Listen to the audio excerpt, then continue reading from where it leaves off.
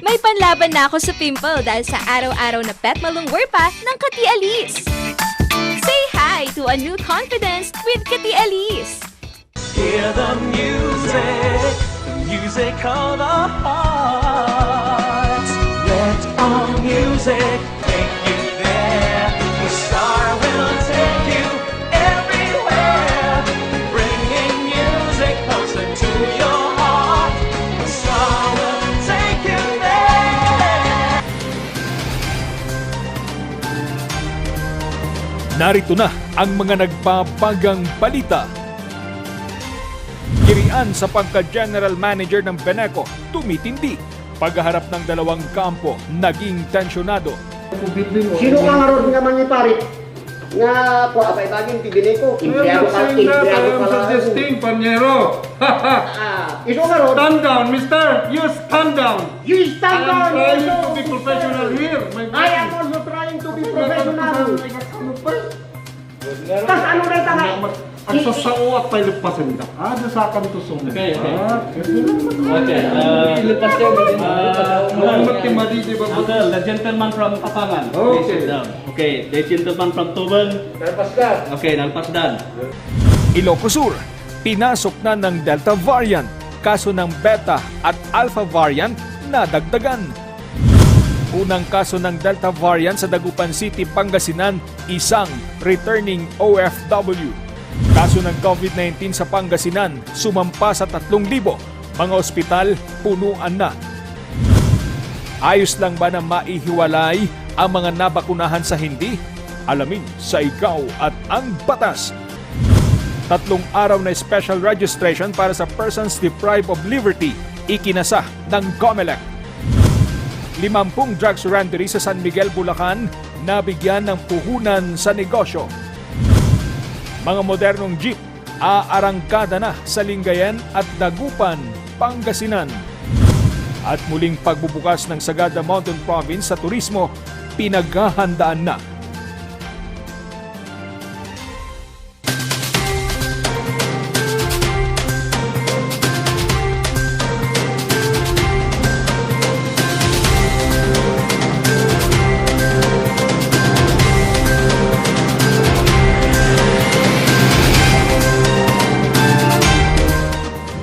From the studio of RNG Luzon, this is Luzon Headlines.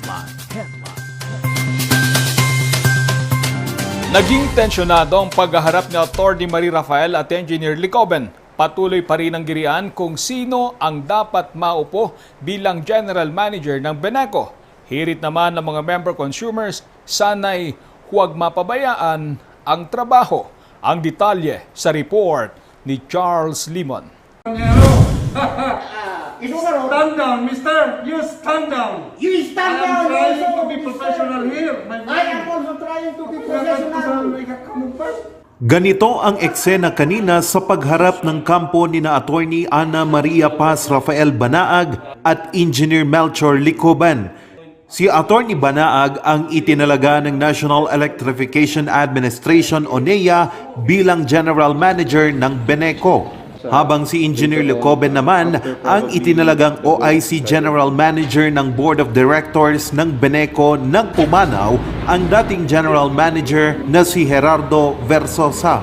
Giit ng kampo ni Banaag, dapat na siyang maupo at simulan ang trabaho. Because the NEA-BOA resolution states that the appointment takes immediately, effective immediately. So what other words would describe that phrase effective immediately? So in other words, the notice from the board is not actually a condition precedent, but it will only be a notice telling her that they have already taken up the matter about the BMC and for her to submit the 1-year action plan to be attached to the BMC. Buwelta ng kampo ni Licoben. Ang liwanag. Until now, if you look at the resolution that appointed GM Rafael, Mayor, they cannot cite any expeditious or justifiable circumstances why they set aside paragraph H of the memo, why they rejected the qualification requirement. I cannot decipher. What kind of government do we have? Dagdag pa ng kampo ni Licoben, hindi naman nila hinaharang ang pag-upo ni Banaag, pero ayaw nilang ipagamit ang opisina ng Beneco. Dito lalong nagkainitan ang dalawang kampo. Basta, dari GMA, dito yung trabaho, she can assume that nowhere in the Beneco building or... Sino ka nga ron nga mangiparit? Nga, apay baging ti Beneco. I'm not saying that, I am suggesting, Panyero. Iso nga ron. Stand down, mister. You stand down. You stand I am down. trying also, to be professional mister. here, my friend. I am also trying to be professional. Tas ano na itangay? Ang sasao at palipasin da. Sa akan to sumpa. Tiniyak naman ni Banaag na hindi gaganti ang kampo niya sa mga empleyadong iniwan ang kanilang trabaho at nagbarikada. Pero pagpapaliwanagin niya ang mga ito kung bakit hindi sila dapat kasuhan. Sa gitna ng girian, hiling ng mga member consumer, huwag pabayaan ang trabaho at serbisyo ng kooperatiba. Kanya nga po, siyempre, jay worry dito ay, at siyempre, as a consumers ko, jay assurance naman, jay bank services kayo. At naitsambamot nga, jay committee, jay council at cooperatives employment livelihood and person with disabilities. Biyernes, inilabas ang appointment ng NEA kay Banaag na agad inalmahan ng mga empleyado ng Beneco. Bukas, magpupulong sina Banaag at Licoben kasama ang Board of Directors para maresolba ang issue. Charles Nicolimon para sa Luzon Headlines.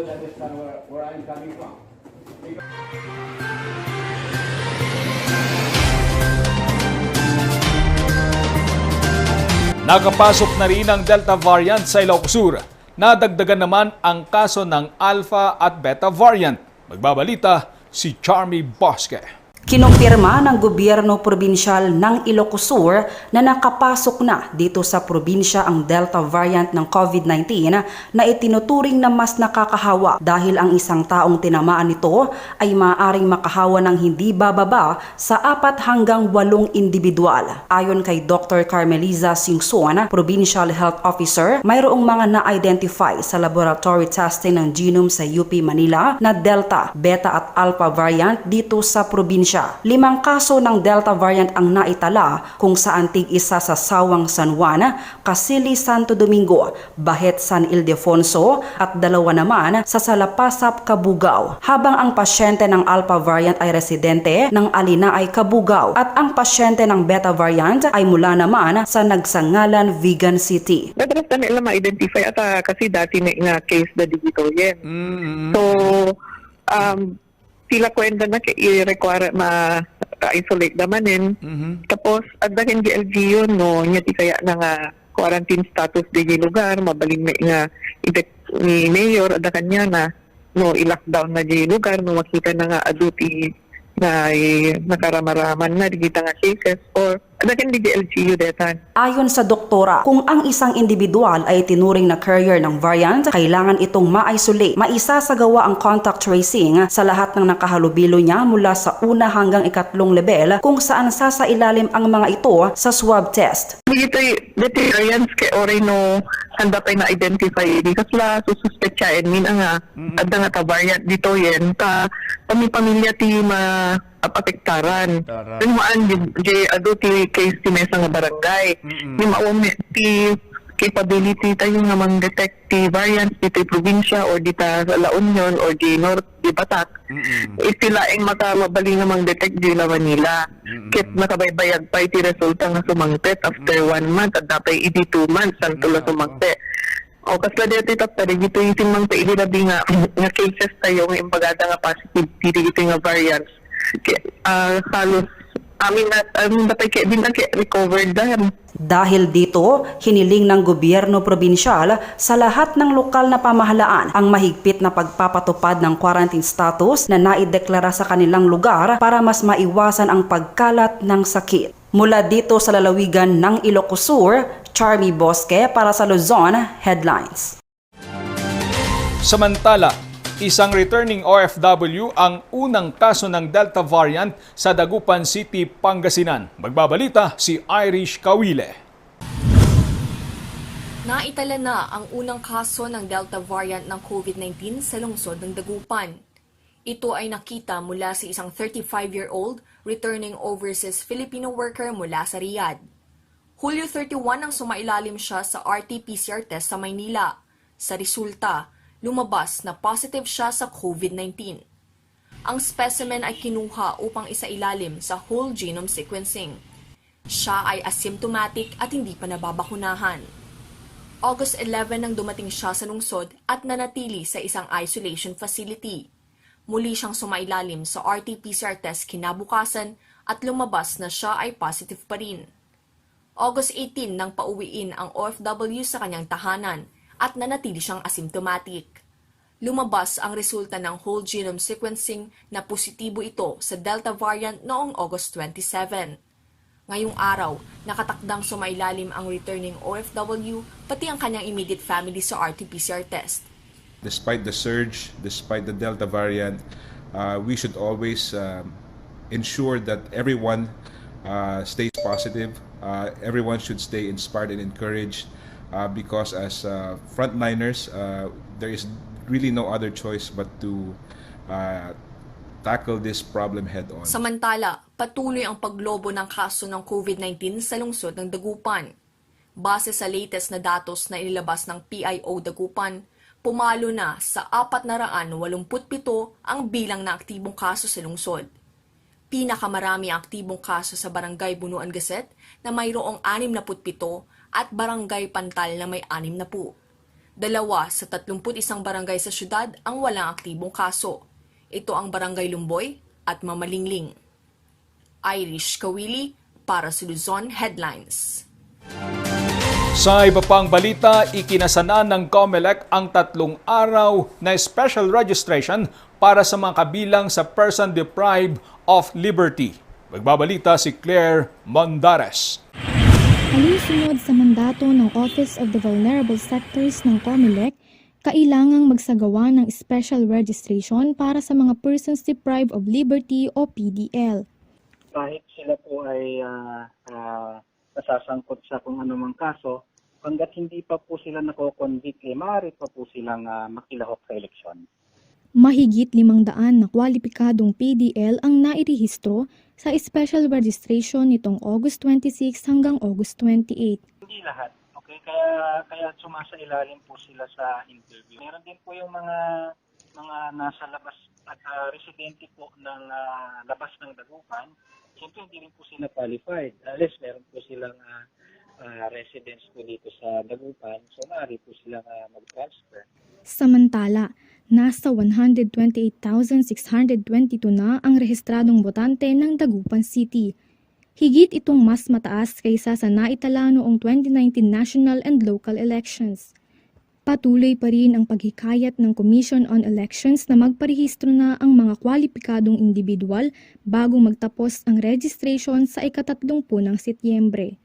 Claire Mondares para sa Luzon Headlines. Nabigyan naman ng puhunan pang negosyo ang 50 drug surrendery sa San Miguel, Bulacan. Magbabalita si Mary Joy Alvarez. Sa ilalim ng programa ng Pamahalaang Bayan ng San Miguel, Bulacan, opisyal na inabot ang 5,000 puhunan panimula para sa mga drug surrendery. Sa bayan namin ay binibigyan po ng tulong. Ang tulong po ay 3 bahagi. Livelihood program kung saan ay binibigyan po ng mga seed capital. Pangalawa po ay TESDA training. Ongoing po ngayon ang TESDA training namin para sa drug surrenderer. And third po ay yung capability enhancement. Kasi ngayon po pandemic, hindi lang po dapat bigyan ng puhunan, turuan din po silang maghanap buhay at ganoon din po ay patatagin po ang kanilang kalooban, kumbaga po ay palakasin po. Sa pangunguna ng MSWDO ay sinuri ang kwalipikadong drug surrenderies na maaaring mabigyan ng seed capital. Kasi bumaba po yung social worker ko sa bawat barangay kasi nung una mahirap maghanap ng ganyan kasi ang akala po nila itotokhang sila. Kaya po walang lumapit. Kaya ang ginawa po namin, pumunta sa bawat barangay, tiningnan po kung merong mga hanap buhay.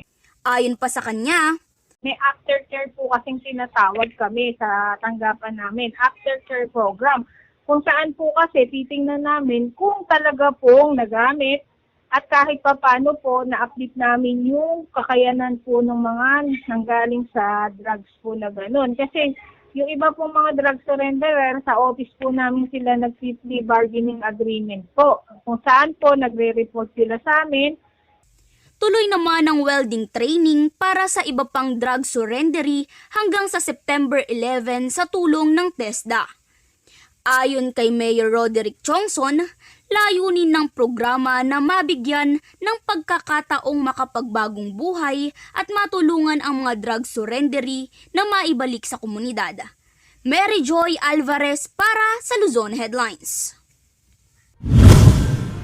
Susunod, kaso ng COVID-19 sa Pangasinan, sumampa na sa 3,000. Mga ospital, punuan na.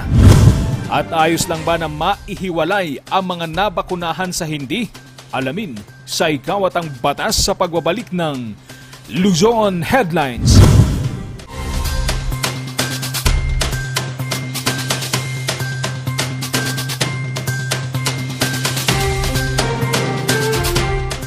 Only barbecue, only grill, only side dishes, only additional dishes with only charcoal barbecue. Indulge and choose from our 8 types of meat. Beef samgyeopsal, pork samgyeopsal, spicy samgyeopsal, tender flavorful moksel, pork barbecue, spicy chicken, and chicken barbecue. Don't limit those cravings and go all out with more than 20 additional dishes. From ramyun, soy sauce chicken, fried chicken, dumplings, kimali, tteokbokki, chop suey, spaghetti, macaroni salad, kimbap, vegetable salad, cookies, doenjang soup, egg soup, sweet and sour pork, and many more to satisfy your appetite. Top your foodie experience with unlimited side dishes to choose from with a variety of vegetables, finger foods, noodles, spices, and many more. Best experience with family and friends. Treat yourself and visit us now at Samgyup Pocha, located at number 2 Leonard Wood Road, Manuel A. Rojas, Baguio City. Open from 11 a.m. to 10 p.m. Redefine Unlimited. Coronavirus. Dahil dito, may mga bagay na hindi mo na magagawa. Ngunit, may katuwang ka. PDA or Pau de Arco Herbal Capsule na may antiviral quercetin at immunity booster. Mag-PDA or Pau de Arco Herbal Capsule araw-araw. Para iwas sakit, iwas virus. PDA. Proteksyon, depensa, alay sa kalusugan. PDA or Pau de Arco Herbal Capsule is available in all leading drugstores nationwide. Another quality product of Aldrich Corporation.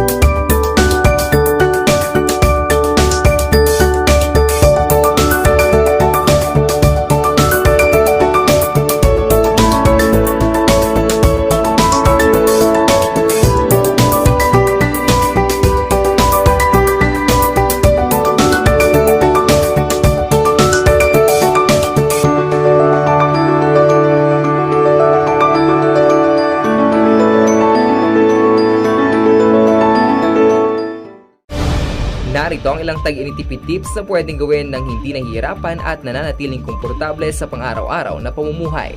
I-defrost ang ref kapag lampas na sa 1/4 pulgada ang yelo. I-check ding mabuti ang pinto ng ref para masigurong hindi tumatagas ang lamig. Bawasan din na maggamit ng maraming ilaw. Linisin at tanggalin na lang dumi at alikabok sa mga bumbilya para mas maging maliwanag ang mga ito. Magtulungan tayong lahat sa mahusay na paggamit ng kuryente upang masigurong tuloy-tuloy na maihahatid ang kuryente saan man sa bansa. Isang paalala mula sa NGCP.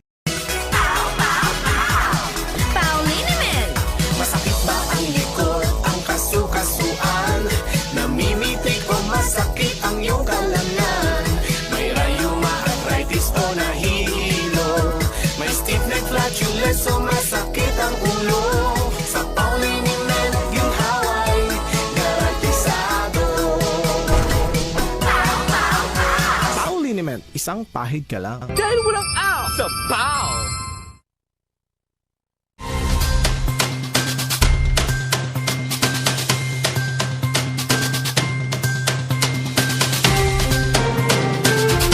Aarangkada na sa Lingayen at Dagupan City, Pangasinan ang mga modernong jeep. Magbabalita, John Ren Tabor. Dumating na ang 38th modernized jeepney sa Lingayen, Pangasinan. Aarangkada ang mga ito ngayong buwan ng Setyembre. Ang joint launching of modernized PUJs, Hino and Hyundai ng Lingayen Dagupan Transport Cooperative ay proyektong pinangungunahan ng DOTR o Department of Transportation. Ihahatid nito ang libreng serbisyong pangtransportasyon para sa mga biyahero na rutang Lingayen to Dagupan at Suwal to Dagupan, vice versa. Opo, nakaprograma po ito sa DOTR na pundo ng gobyerno natin na ito po ay pagmamahal sa atin ng gobyerno dahil sa may pandemic tayo, kawawa na yung mga tao, kaya ang naging programa po dito ay libreng sakay sa mga taong bayan.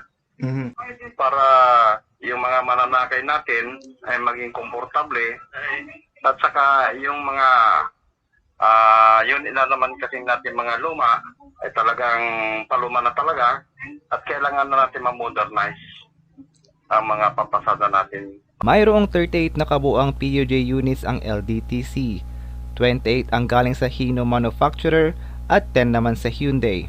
Ayon kay LDTC Board Secretary sa Gawinit, di patiyak ng kooperatiba kung kailan ang pagbiyahe ng mga PUJ. Sa pagkakasabi po ni Atty. Noriar, second in command po ng LKFRB, itong September po, may konting ayusin lang po kami. Para sa mga beherong nais ang libreng sakay, matatagpuan ang LDTC Terminal sa Barangay Kibaol West Highway sa Lingayen, Pangasinan. John Ren Tabor para sa Luzon Headlines.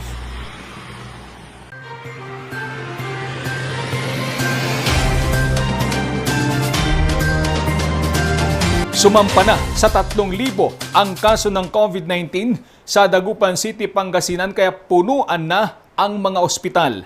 Magbabalita si Christine May Terrado. Sumampa na sa 3,000 ang kaso ng COVID-19 sa Pangasinan. Sa huling datos na inilabas ng Pangasinan Provincial Health Office, nasa 3,195 na ang kabuoang COVID cases. Ang mga bayan na kabilang sa 3rd District ang nangunguna sa listahan ng may pinakamataas na active cases. Ang Kalasyaw na may 293 active cases matapos makapagtala ng panibagong 46 cases, Bayambang na may 203 active cases, 188 naman ang aktibong kaso sa San Carlos City at Malasiki na may 181 na kaso. Ito po ang araw-araw na pag-akyat ng bagong kaso. Puro all-time highs po ang mga numerong ito. At ang suma total ng nakaraang 5 araw lamang ay higit pa sa dating pinakamataas nating bilang sa isang buwan mula nang magsimula itong pandemya. Dahil sa mabilis na paglobo ng kaso, punuan na ang mga ospital sa lalawigan. Mas matindi po ang hagupit sa atin ngayon ng COVID-19. Puno na po ang ating mga ospital, gobyerno man o pribado.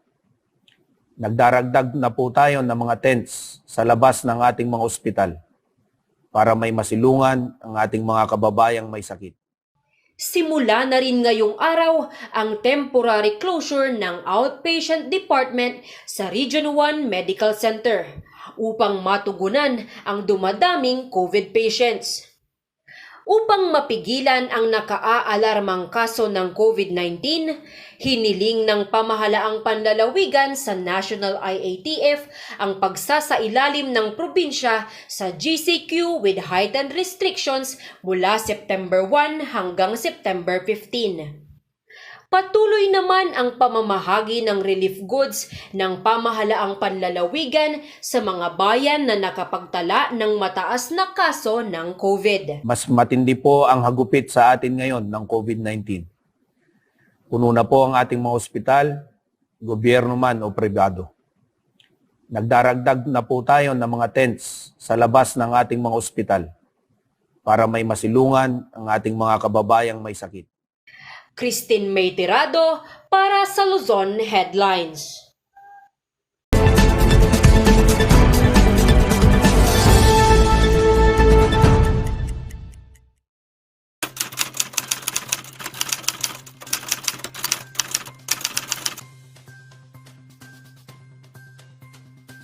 With the ongoing pandemic, the Presidential Advisor on Entrepreneurship, Joey Concepcion, ay nagrekomenda na we should have a bakuna bubble or a vaccine bubble. The purpose here is to have a micro-herd immunity for those nabakunahan. At in turn, it would boost the economic activity of the country. While as of today, meron na tayong mga 30 million Filipinos na na-vaccinate, the target na 120 million is far from being reached. No, the suggestion is laudable. Ihihiwalay ang vaccinated sa hindi vaccinated sa public transport, sa mall, sa restaurant, etc. But is there a law which affects itong proposal na ito? Ang basic law na maapektuhan pag ito ay inimplement ng ating gobyerno ay ang konstitusyon. Because we have an equal protection clause in the Constitution. At ang equal protection clause na ito ay pinoprotektahan ka whether you are vaccinated or not vaccinated. Ito ay pwedeng gawin kung we are 100% vaccinated all over the country. But as it is now, hindi pa nga na-achieve yan. And again, as of today, ang policy ng gobyerno is vaccination is a choice. Again, ang labor code, ang labor department prohibits employers to discriminate against persons who are not vaccinated. Hindi mo pwedeng hindi papasukin ang isang empleyado dahil hindi siya bakunado. So that is the present rule. But you have to weigh yung public health welfare as against the constitutional provisions. So meron ding possibility that Department of Labor will issue a department advisory na yung mga workers natin ay i-require na mag-vaccinate before they can report for employment. But until then, ang sabi ko nga, yung policy ng gobyerno is hindi pwede. Example of this is when the Department of Labor issued advisory number 05-10. At ito ay nag-require ng hepatitis V vaccinations, no, for those occupations who are exposed to transmission ng hepatitis. So, only for a particular case, pwedeng gumawa ang labor ng circular na ganito. Pero as of today, like I said, hindi pwedeng i-compel ang workers to undergo vaccination before they can report for work. So ultimately, yung suggestion will have to wait until 100% fully vaccinated ang buong population. And that is the only time na pwede tayong mag-bubble na based on the plan of Secretary Concepcion.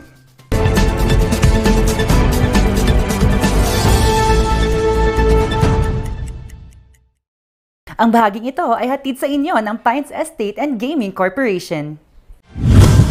Susunod, muling pagbubukas ng Sagada Mountain Province sa turismo. Pinaghahandaan na ang kwento sa pagbabalik ng Luzon Headlines.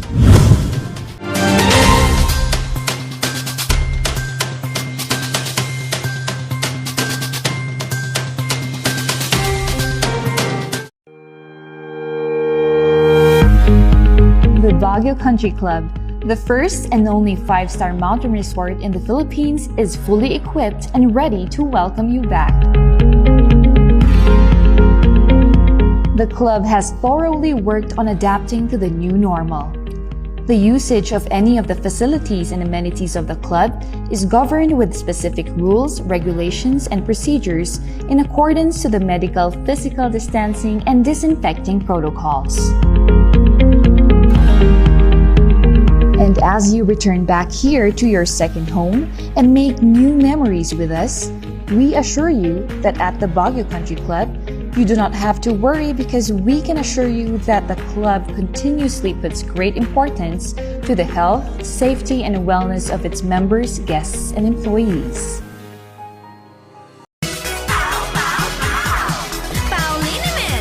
Masakit ba ang likod, ang kasu-kasuan? Namimitig o masakit ang iyong kalamnan? May rayuma, arthritis o nahihilo? May stiff neck, flatulence o masakit ang ulo? Sa Pauliniment, ginhaway, garantisado. Pauliniment, isang pahid ka lang. Dahil walang aw sa Pau! The most beautiful design you will find ever. Great furnitures and better price. Made in Korea. Art and Furnitures. Visit us at San Luis Bugula, Union, or contact us at 0915-117-0111.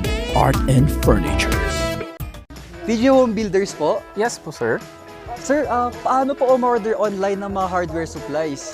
Punta lang po kayo sa facebook.com/tghomebuilders at i-message nyo na lang po kami doon at mayroon lang pong sasagot sa inyo.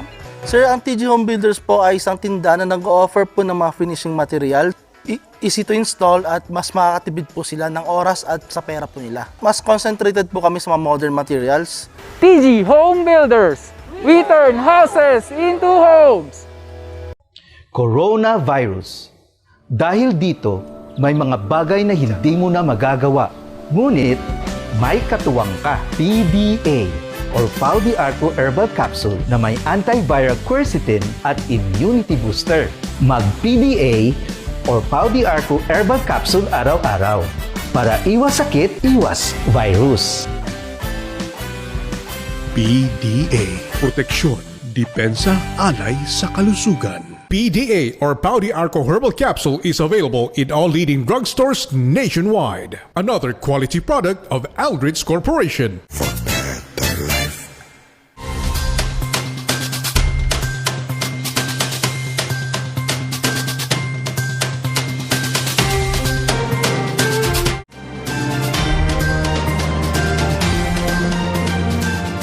Tuloy-tuloy ang advokasya ng mga kabataan sa Moncada, Tarlac para mapangalagaan ang kalikasan.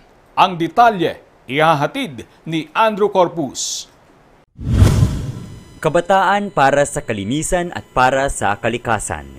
Iyan ang advokasya ng mga kabataang Moncadenian sa kanilang pagdiriwang ng Linggo ng Kabataan. Nagsagawa ang SK Federation ng sabayang cleanup drive sa kani-kanilang mga barangay. Ito yung programa na napag-isipan at napagplanuan ng Sangguniang Kabataan. Maliban kasi sa temang Transforming Food Systems ay sinusuportahan din natin ang Dengue Awareness Campaign ng DOH na kung saan isa sa mga 4S ay ang Search and Destroy. Kasi ngayon ay panahon talaga ng dengue kaya kailangan nating ma-search and destroy ang tinitirhan ng lamok na may dalang dengue. Kaya in line with that, kasama ang Sangguniang Kabataan at iba't ibang youth organization dito sa Moncada na pagplanuhan itong aktibidad na to. Bilang tugon naman sa pangangalaga sa kalikasan, ay nagsagawa rin ng tree planting activity ang Sangguniang Kabataan ng Moncada sa mga piling barangay at eskwelahan. Naisipan ng ating mga kabataan ang tree planting activity upang makatugon hindi lamang sa pagkain sa pamamagitan ng mga bunga ng ating mga itinanim, kundi pananggalang din naman sa mga kalamidad na dumarating gaya ng bagyo at baha. Labis naman ang pasasalamat ng punong guro ng isa sa mga eskwelahan sa aktibidad na isinagawa ng mga kabataan. Kami po ay napakapalad at napakasaya at ang aking mga guro po ay makikita ninyo na talagang excited na makapagtanim ng mga mulberry trees na bigay ng sangguniang kabataan. Ito ay hindi na ibibigay sa lahat kaya napakaswerte namin, napakapalad namin. At isa siguro sa maipapangako namin ay pipilitin namin at gagawin namin ang aming makakaya na maging 100% na tutubo at mapapalaki, mapapalago ang mga halamang ito. Nitong Biyernes naman ay pinarangalan ang mga itinuturing na environmental champions for clean and green municipal and barangay LGUs sa lalawigan ng Tarlac. Layunin ng programang ito na itaguyod ang isang malinis na kapaligiran, lalo na ngayong panahon ng pandemya. Ako as an advocate of the environment talaga, no, I've always been active even in my stint in Congress about climate change and panatilihin ng ating kapaligiran. Minarapat po ng TEN dito sa probinsya na bigyan ng magkaroon ng timpalak, no, a contest sa ating mga barangays at sa mga munisipyo para magkaroon ng awareness, no, ng hindi lang greening kung hindi po yung tamang solid waste management sa kanilang mga barangay at munisipyo. Kampiyon at hinirang naman bilang cleanest and greenest municipality ang bayan ng Moncada sa buong Tarlac. We're happy na this year, for the first time, under the administration of Governor Susan Yap, we are the champions. And with the cooperation of the people, we hope that we will continue to manage our environment. Let us love our environment. Sa kabila ng hamon ng pandemya, prioridad nating mapanatili ang malusog na pangangatawan at isang hakbang upang makamit ito ay ang pagtutulungan upang maitaguyod ang malinis at ligtas na kapaligiran. Mula sa Tarlac, Andrew Corpuz para sa Luzon Headlines. Pinaghahandaan na ang muling pagbubukas ng Sagada Mountain Province sa turismo. Silipin ang ganda ng Sagada sa kwento ni Charles Limon. Matatayog na kabundukan, talon, masasarap na prutas at iba pa. Ilan lamang ito sa mga natatanging ganda ng Sagada. Sa pagsasagawa ng dry run para sa pagbubukas ng turismo ng Sagada, ipinasilip ang mga tourism site. Bibighani sa iyo ang tayog at ganda ng pinakamalaking talon sa Sagada, ang Bumokod Falls. May taas itong 60 talampakan. Itinuturing itong sagrado ng mga taga-Sagada. Pwedeng mag-swimming sa presko at malamig nitong tubig, o kaya naman, selfie with friends. Kung hanap nyo ay food trip, patok ngayon sa Sagada ang mga agri-tourism site. Bida ang iba't ibang preskong prutas ng mga magsasaka ng Sagada tulad ng dragon fruit, lemon, bugnay at ang pamosong Sagada oranges. Mainam ang mga ito sa resistensya lalo na ngayong pandemya. Pwede rin ang fruit picking mula sa mga garden. Kung pagod ka namang umakyat sa bundok, pwede ring mamasyal sa sentro ng bayan. Matatagpuan sa sentro ng bayan ang Church of St. Mary the Virgin. Ito ang pinakamatandang simbahang matatagpuan sa Sagada na itinatag noong 1904 ng mga Amerikanong misyonaryo. At ilang hakbang lang pababa, matatagpuan ang mga hanging coffins. Sa assessment ng munisipyo ng Sagada, madami pang kailangang ayusin para sa inasahang pagbubukas ng bayan. We can't really put a definite timeline, especially that we're fresh from the evaluation and ang daming issues na lumabas. So, we need time to process this, ano? Tapos hindi lang naman kami yung nag-decide. We have to meet with the community and with our local IATF. But we've had positive feedback and we have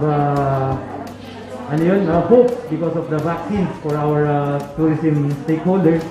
So at least we're moving forward.